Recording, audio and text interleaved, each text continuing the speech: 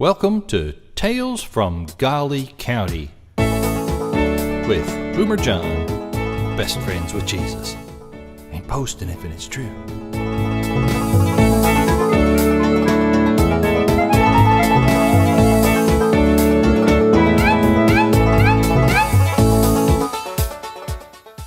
To be honest, I don't know much about the formative years of the Master.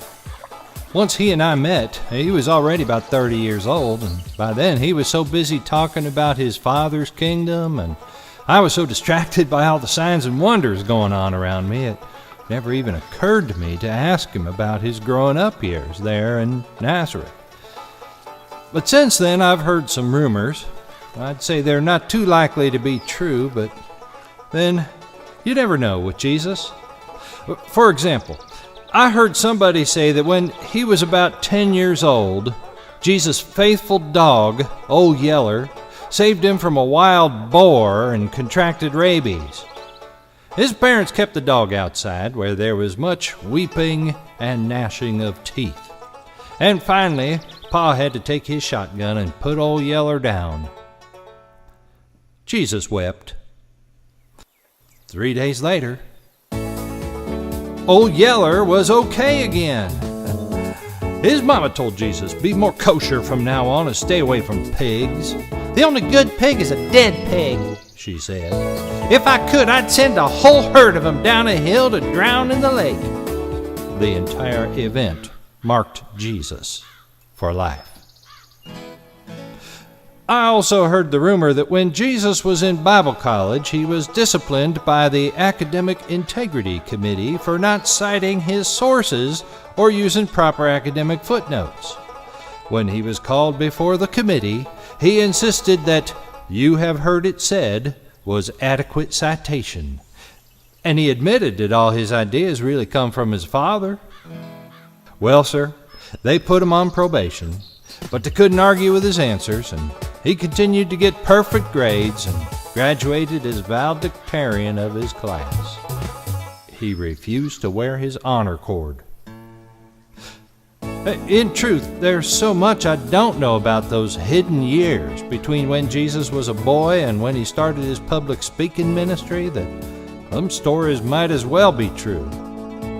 But if I had the chance today, you can be sure I have a whole list of questions to which I'd like to know the answers. For example, when Jesus worked as a carpenter with his daddy Joe, did he enjoy working with wood? Did he find peace in the predictable way that the stubborn, rough surface would give way under the plane's persistent persuasion? Did he gain a certain manly satisfaction from choosing a stone and then lifting and measuring and patiently chiseling away at it until it was a well-balanced, perfect millstone, suitable for profitable use for generations to come? Or possibly hung around the neck of some unfortunate feller and cast into the sea, never to be heard from again.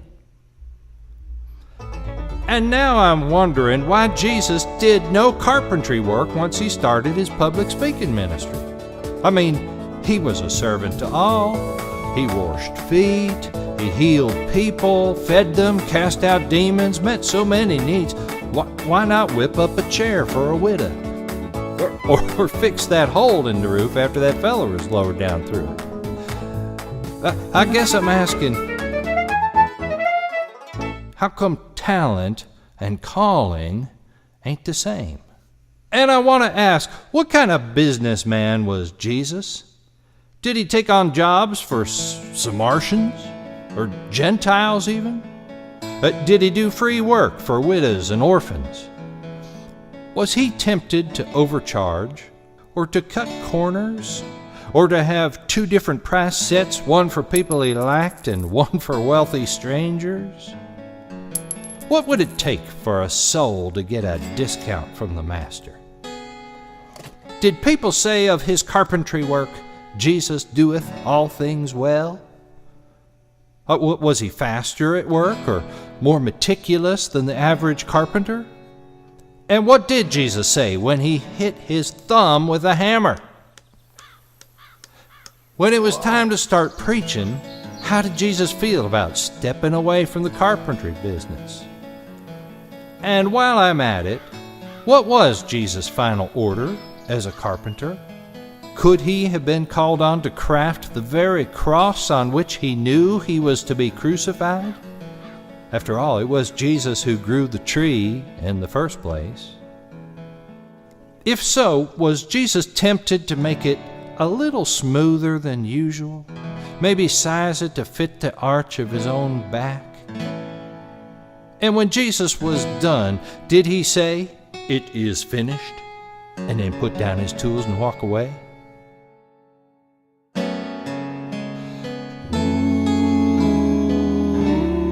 Let us then be true and faithful, trusting, serving every day.